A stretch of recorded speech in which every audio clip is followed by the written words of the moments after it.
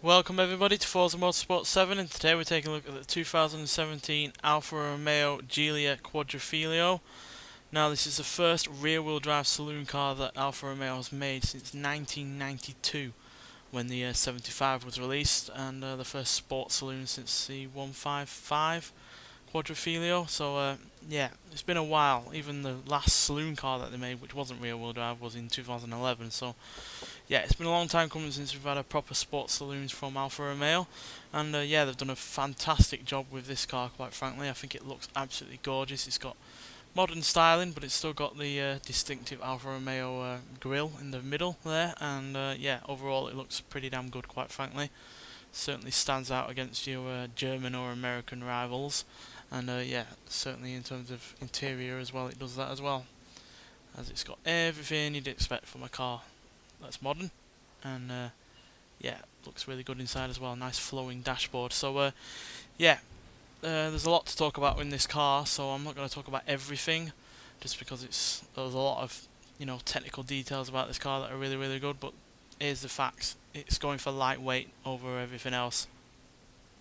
Unlike German rivals like Mercedes, Audi, BMW, which have heavy cars, and then try and supplement that with extra power, whereas this is more focused on lightweight rather than massive amounts of power. So yeah, it's got 50-50 weight distribution.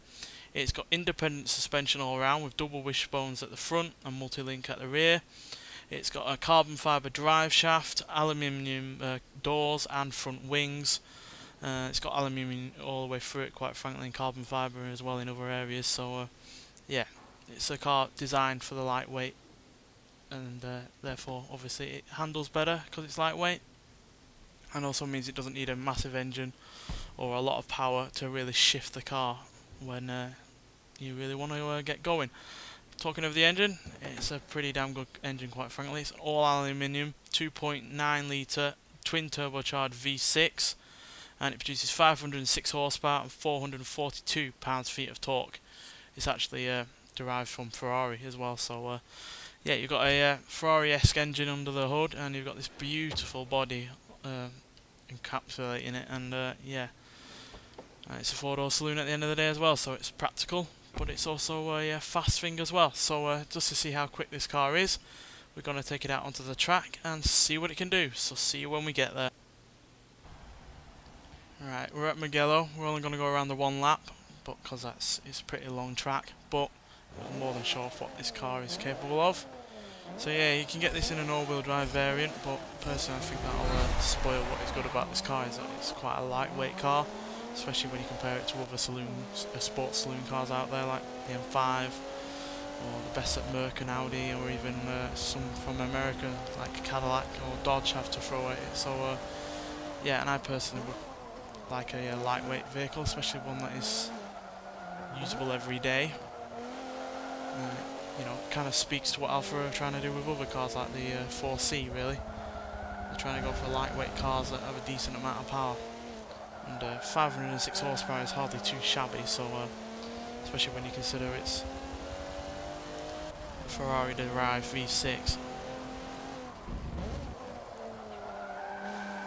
But frankly, the Italians are leading the way with small but powerful engines.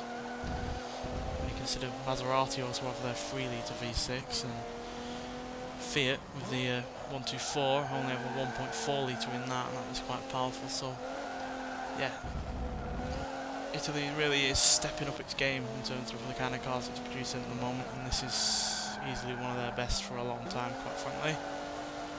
Certainly makes up for the lulling cars from Alfa Romeo, that's for sure. And yeah, it's proven with some of the stats.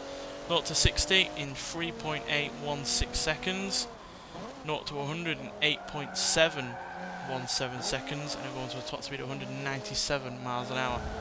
Now the thing I like about this car is that you don't have to have the most powerful version to have a pretty quick car.